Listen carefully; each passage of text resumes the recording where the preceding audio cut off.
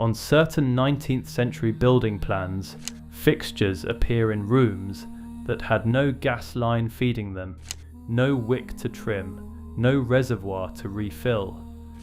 The draftsman labelled these fixtures, and the label survives in the margins today. What it does not do is explain how the thing was ever meant to produce light. There are written accounts too, travellers, householders, the occasional local historian, describing lamps that seem to burn steadily without anyone tending them. Most of these accounts were later folded into the category of folklore, or misremembering, or simple exaggeration. That is a reasonable place to put them. It is also a convenient one. Here is the detail I keep setting down and picking back up. In many of these structures, those same unexplained fixtures were quietly reclassified, struck from function, re-entered as ornament, marked decorative, during a fairly narrow band of years. The same band of years, roughly, in which the electrical grid arrived, and behind it, the meter. Now, the ordinary explanation is clean, and I want to be fair to it. Decorative fixtures existed, records get sloppy, old technologies get romanticized after they vanish, and light without fuel is exactly the kind of thing a fading memory would invent. Most historians would stop here, and most of the time they would probably be right to. But I noticed that the reclassification and the metering did not merely coincide. They moved together, building to building, ledger to ledger, in a way that a coincidence usually doesn't.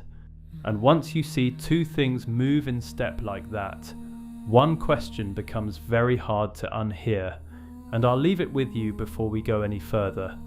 Who profits, exactly, when free light becomes a subscription? So let me start where the legend actually lives, before the internet ever touched it. The idea of a lamp that burns without fuel is ancient. Writers in Rome and later described flames found still alight inside sealed tombs, kindled, they claimed, generations before anyone broke the seal. These are stories, but they are old stories, and they are stubborn. In 1621, an Italian scholar named Fortunio Liceti sat down and did something odd with those stories.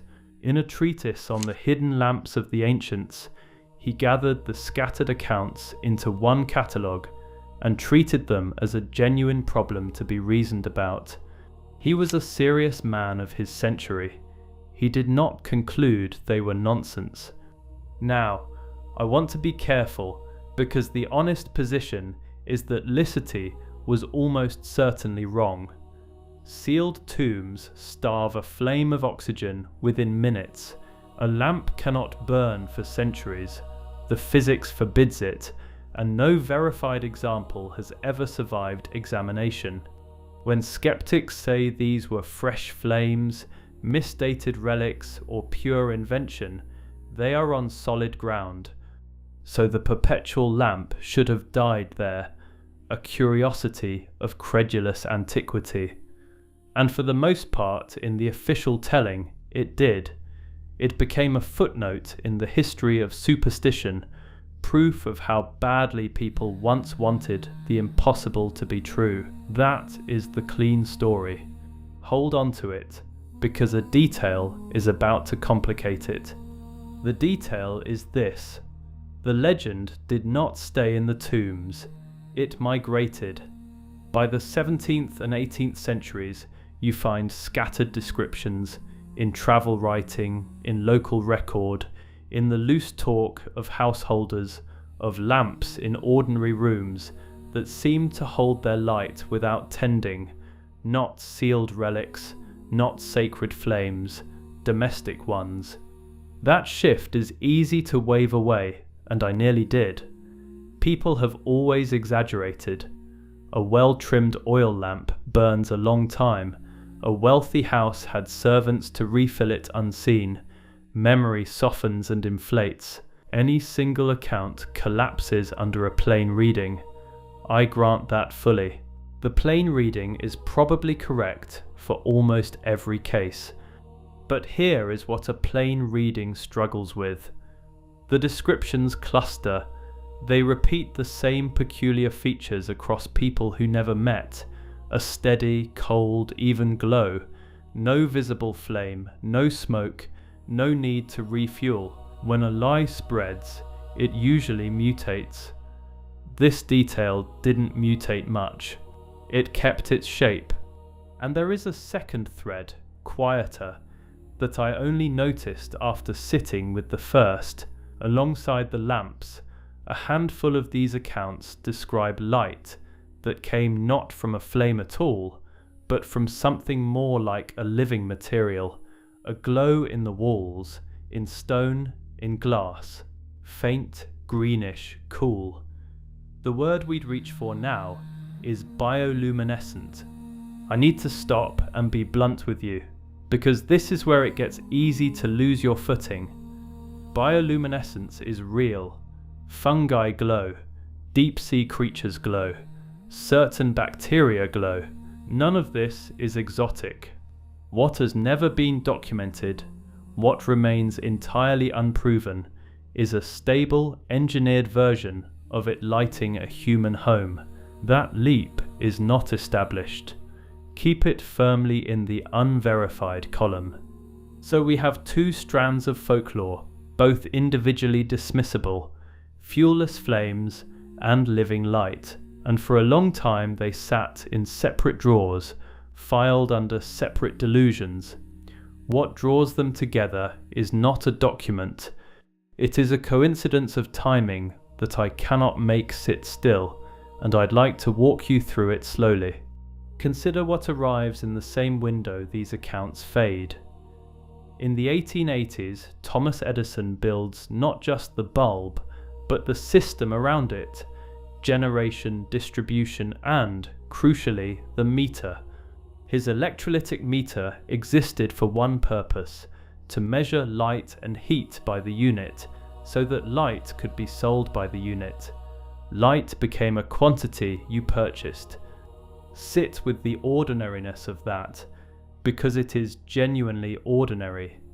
Someone had to pay for the copper, the coal, the turbines, the wire strung across a continent. Metering was not sinister, it was arithmetic, a network that expensive could only exist if usage could be billed. This is not a scandal. This is how infrastructure gets funded. But watch the shape of the transition. In the very decades when the meter arrives, the older domestic lamps of the legends don't just get replaced. In the accounts, they get renamed, struck from function, re-entered as ornament. The word that recurs in the retellings is decorative. A thing that once supposedly worked becomes a thing that was only ever for show. I said I wouldn't fabricate evidence for you, and I won't, so let me be exact about what this is. I cannot hand you a verified municipal ledger that reads "Reclassify perpetual lamp as decorative 1889. What I can tell you is that this reclassification claim is central to a modern theory, and that the theory's believers point to the pattern of ornamental fixtures with no serviceable function as their proof. That theory has a name now, and I have to introduce it carefully, because the name carries a lot of baggage. Around 2016, on the forums and video platforms, an idea crystallized that a lost civilization, its followers call it Tartaria, once spanned the globe with advanced architecture and free ambient energy, and that this world was systematically erased and rewritten as our own. Let me be as fair to the skeptics as I can, because they deserve it. Tartaria was a real, if vague, old European geographic label for a huge stretch of Central Asia. not a hidden super-empire. The grand buildings the theory points to have documented architects and construction dates. The erasure it describes is, by every conventional measure, simply the ordinary churn of history. Most of the Tartaria material, if I'm honest with you, does not survive scrutiny. It mistakes stylistic revival for lost technology. It reads demolition as conspiracy. It treats the absence of a record as the presence of a cover-up, which is a logical error, not a discovery. I do not believe the grand version of the theory, and I won't pretend to. And yet, when I strip away the empire, the erasure, the sweeping claims, when I throw out the whole superstructure and keep only the smallest, most testable question underneath it, one splinter refuses to come out. Why do the perpetual light accounts fade, get reclassified as ornament, and get replaced by a metered system, all inside the same narrow band of years? The timing is the splinter. Here is the counter-argument, and it is a good one, maybe the best one. Correlation is not cause. Of course the old light law faded when electric light arrived. The new thing outshone the old myth, and metering came with it, because metering came with everything. Nothing needs to be suppressed for a superstition to die when a better technology walks in the door. I have turned that answer over more times than I can count, and most days it satisfies me. But there is a piece it leaves untouched, and that piece is uniformity. A myth dying naturally dies raggedly. It lingers here, mutates there, survives in a stubborn pocket. What the accounts describe instead is a clean, near-simultaneous, same-worded reclassification across places that had no reason to coordinate. Because that is the harder problem, isn't it? If this were suppression, who did it? There was no single ministry of light. There were rival gas companies, feuding electrical concerns. Edison and Westinghouse were at each other's throats, competing municipalities, jealous inventors, enemies, not allies. A coordinated cover-up among people who hated each other is the least believable thing on the table. And this is exactly where the theory makes its most interesting move, not toward a villain, but toward an absence of one. It doesn't need a conspiracy, it needs only that everyone in the new arrangement profited from the same story.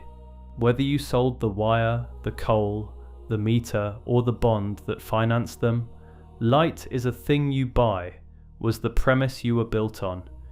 Think about what that alignment does without anyone conspiring. A free, ambient, unmetered source of light isn't a competitor to the grid, it's an existential contradiction of it.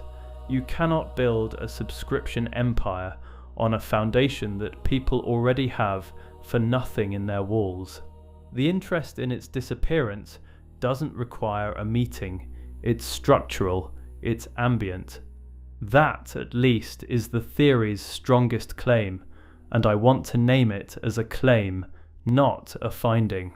One reading of the record is that the perpetual lamp was not disproven so much as it was made commercially inconvenient, that the silence around it organized itself, the way water finds the same low ground without being told to, because every institution that mattered was tilted the same way. I keep testing that reading against the ordinary one, the way you'd press a bruise to see if it's healed, and most of the time, the ordinary one holds. Superstitions die, records blur, new tech renames old fixtures without malice. I want you to hear that I believe the boring explanation is more likely to be true than not, but more likely is not certain, and the theory lives in the gap between them. Its believers would say, notice how comfortable the boring explanation is. Notice that it asks nothing of you, threatens no one, and leaves the meter exactly where it is. The most convenient explanation and the correct explanation are sometimes the same.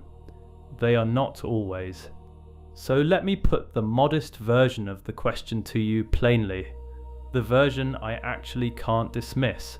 Not was there a global empire of free light. I don't believe that. The version is smaller and worse. Is it possible for a technology to be lost not because it failed, but because it worked too well to be sold, and for no one to have needed to conspire to lose it? Because if that is possible even once, if a functioning thing can vanish purely because a whole economy was more valuable without it, then the absence of a record stops being reassuring. History would look exactly the same whether the perpetual lamp never existed or whether it simply became something no one with power had any reason to remember. Those two possibilities leave identical fingerprints, and that is the part I can't hand back. Not a proof, I have shown you a possibility, not a verdict, and you should weigh it as one. The perpetual lamp remains unproven. The Tartarian frame remains unlikely, and the boring explanation remains probably the right one. I want to be honest that this is a theory, and a fragile one. But the next time you pass an old ornamental fixture, the kind marked decorative, the kind that holds no bulb and served no visible purpose, you might find yourself doing what I do now, which is looking a moment too long. Not because you know anything, because you've noticed the one question the record can't quite answer. What was it decorating the absence of?